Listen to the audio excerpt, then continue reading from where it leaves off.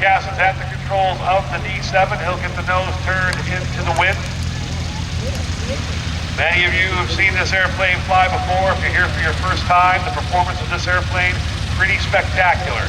Capable of about 110 miles per hour, also capable of flying very slowly, around 45 miles. It'll demonstrate both of its abilities. But first, let's get him in the air. Here we go, ladies and gentlemen. Covalent 1918 Fokker D7, original Mercedes aircraft engine on this aircraft.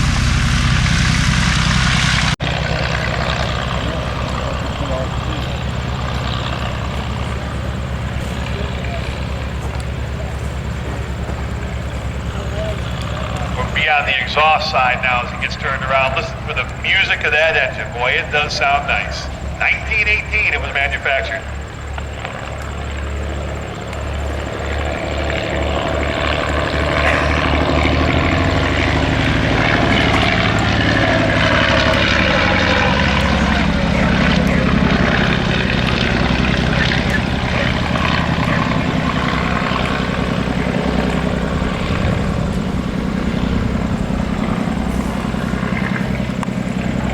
The D7 came onto the front line and replaced the Albatross D5A. This is a much better flying airplane. Two span-down machine guns right in front of the pilot.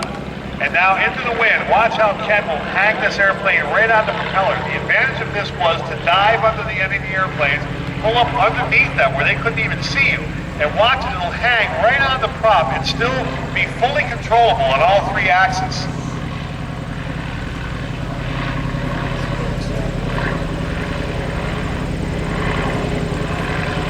The airspeed range in this airplane, pretty incredible, from 45 miles per hour up to about 115 miles per hour wide open.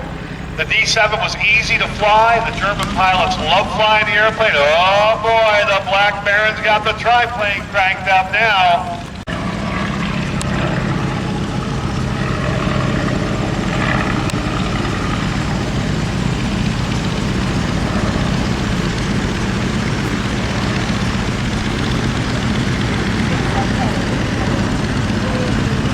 Ken will put the smoke on and trace the D7 as he takes it up and over the top.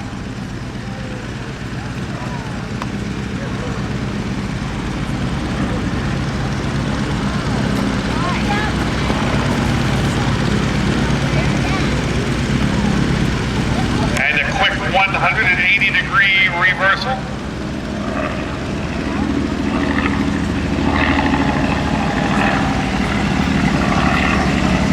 And now he'll pull it straight up, lead off the airspeed, kick that rudder, reverse another. Turn on a dime, give you 9 cents change.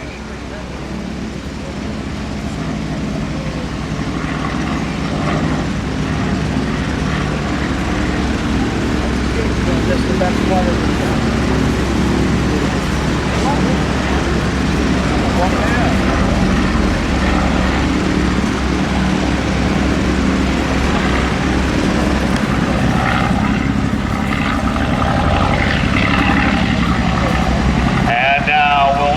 SPAD-7 to the mix.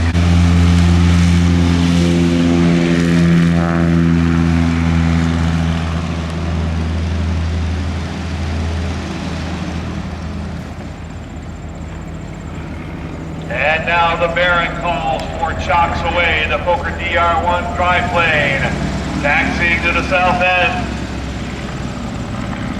The triplane, probably the most famous airplane from World War I, just because it was such an odd-looking airplane. It was flown by Manfred von Richthofen, the Red Baron of Germany, the leading ace of World War I, with 80 victories to his credit.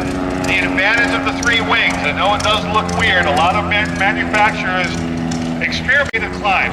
Over 1,000 feet per minute climb, a great turn rate, it could turn very tight, but it was slow. With the three wings, there was a lot of drag on it. High in the sky, the SPAD and the D7 going at it, and now at the south end of the field.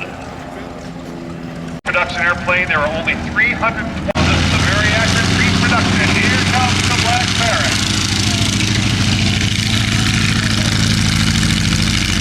Away he goes. The triplane design was not around very long. There are no original Fokker triplanes left anywhere in the world. The last one that was a survivor was lost, ironically, at a bombing raid in Berlin during World War II. There are no triplanes original. And once the Fokker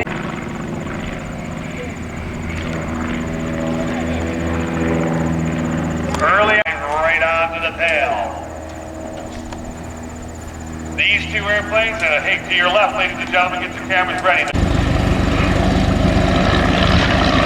Uh-oh, that aircraft fire going up to the boys. They almost got the bear with that one. Oh boy, that could have been trouble. And now the Baron cuts in tight, and the Spad gets on the tail of the triplane now. Aerodrome ground crew, D7 returning. Who will emerge victorious today? From your right, the Fokker D7 on final approach.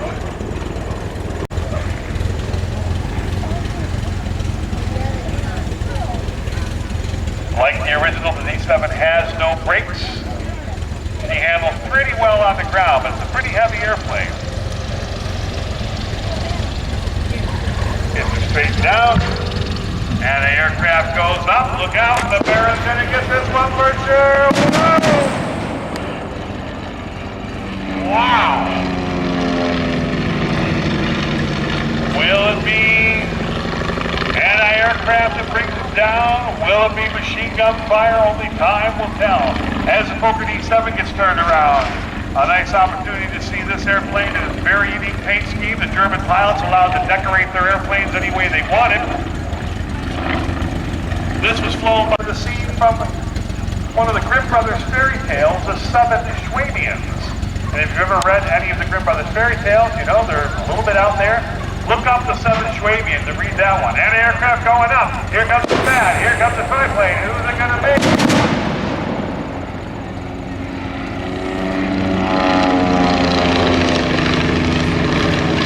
Either pilot able to get the upper handle. Mark the Lochbury Circle. The Spad heads to the south end of the field, the north end of the field. And here they the dreaded head-on pass. A game of chicken, if you will. Here comes the Spad from the right. Here comes the Baron from the left. Closing in. Who's it gonna be?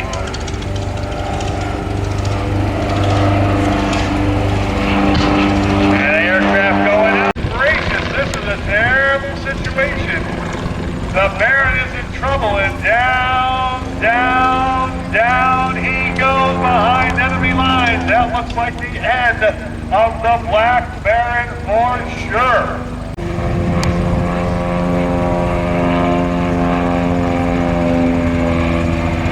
I think the Baron is out of commission on that one for sure. The Spad, the only airplane left in the sky.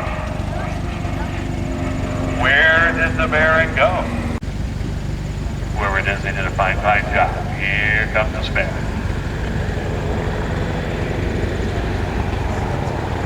I don't know, I still hear something off behind us. It might be the Baron.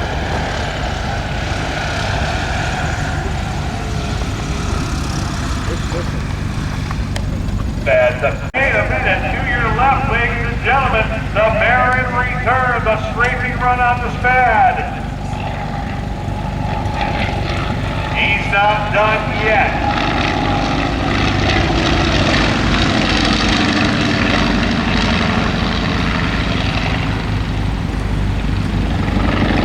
And now the last airplane to return will be the DR-1 triplane. There's a nice shot, a head-on shot of it there. 3 wings stacked up.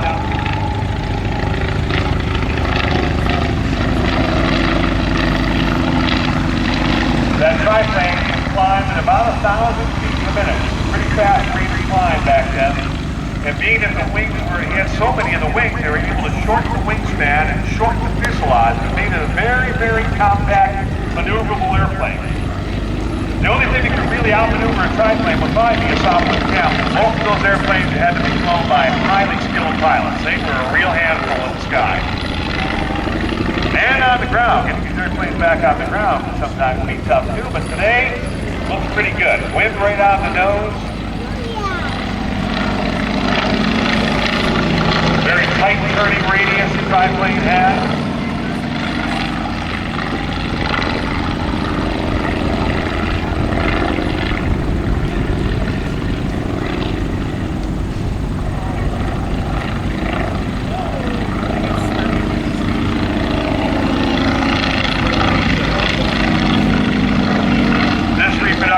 Triplane was built out in Florida by Francis Palin back in the late 1980s, and he purchased the airplane from him. And how did he get the triplane from Florida to Old Rhinebeck? Flew it all the way up the East Coast, circling the Statue of Liberty 2 or 3 times on that flight. Get the cameras ready, ladies and gentlemen. The Black Baron of Rhinebeck will give you one more photo flyby. Coming from your left, diving on down.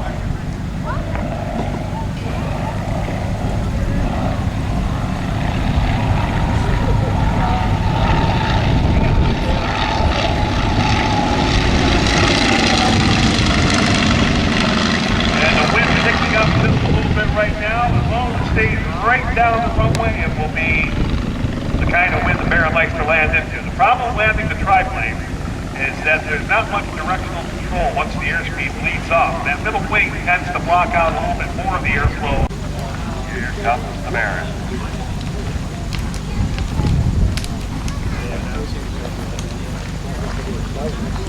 The Flying Venetian Blind, they nicknamed it. Pretty neat head-on view of that, isn't it? Very strange looking. Let's see how he's going to do today. Got a nice approach set up. He'll get that airspeed bled off as much as he can. Let that tail settle in. Working the rudder. Follower, we like to see it right there. The Baron making a beautiful landing with the poker triplane. As he gets turned around.